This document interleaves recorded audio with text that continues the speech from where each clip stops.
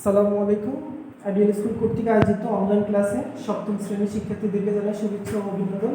প্রিয় শিক্ষার্থীরা, আমরা 4.1 আমাদের এর আগে দুটি পার্ট আপলোড হয়ে গেছে। যারা এখনো দেখোনি তারা পার্ট 1 এবং পার্ট 2 দেখে নিবা। আজকে আলোচনা করব হচ্ছে পার্ট 3। পার্ট 3 তে আমাদের আলোচনা থাকবে হচ্ছে বহুপদী রাশিকে বহুপদী রাশি দ্বারা গুণ। তো আমি বোর্ডে দুটি প্রশ্ন লিখেছি, দেখতেছো তোমরা, 13 এবং 18। দেখো 13 নং আমরা কিভাবে করব। এখানে দেওয়া আছে হচ্ছে 2a - 3b।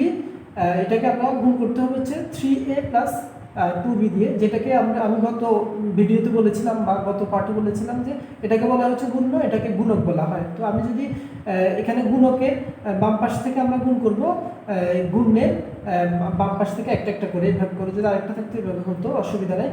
প্রথমে 3a দিয়ে 2a কে গুণ করব, তাহলে 3 দুগুণে 6 অর্থাৎ 6।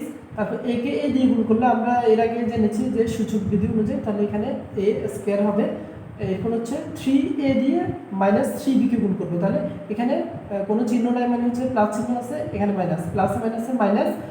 এরপর হচ্ছে 3 দিয়ে 3 কে গুণ করলে 3 3 × 9। এখানে a এবং কি b দুটোই আলাদা আলাদা চলক, তাই পাশাপাশি বসে যাবে। এরপর হচ্ছে কি 2b দিয়ে 2a কে গুণ করব, তখন কি হবে, তাহলে 2 দুগুণে 4। এরপর হচ্ছে a এবং কি b, তাহলে ab বরাবর করে লিখতে হবে, ab বরাবর করে লিখতে হবে 2 দুগুণে 4। এখানে কি চিহ্ন হবে, এটাও প্লাস এটাও প্লাস, তাহলে এখানে প্লাস হবে, কিছু লিখতে হবে না যেহেতু এটা প্রথমে আছে।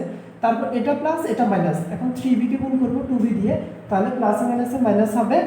এবং এখানে যদি আমি গুণ করি 3 দুগুণে 6 হবে, এবং এখানে b কে b দিয়ে গুণ করলে b স্কয়ার হবে। এরপর হচ্ছে আমরা যোগ বিয়োগের কাজটা করে ফেলবো। এখানে আছে হচ্ছে 6a স্কয়ার লিখবো, এখানে হচ্ছে 9 -9ab থেকে +4ab বিয়োগ হবে, তাহলে -5ab হবে। তোমরা যেটা 6 এ শিখছো, তো -6b স্কয়ার হবে, এটাই আমাদের आंसर। এরপর হচ্ছে 18 নং। 18 নং এর বেলা দেখা যাচ্ছে কি বহুপদী রাশির মধ্যে আমাদের গুণ্য হচ্ছে 3টা পদ, একটা দুইটা 3টা পদ, গুণকে হচ্ছে 2টা পদ। তো এই 2টা পদ দিয়ে আমরা গুণ করব। প্রথমে x দিয়ে x স্কয়ারকে সূচক বিধি অনুযায়ী x³ হবে। এরপর হচ্ছে x দিয়ে 2xy কে, তাহলে +2x² হবে। এরপর হচ্ছে x দিয়ে y স্কয়ারকে, তাহলে +xy² হবে।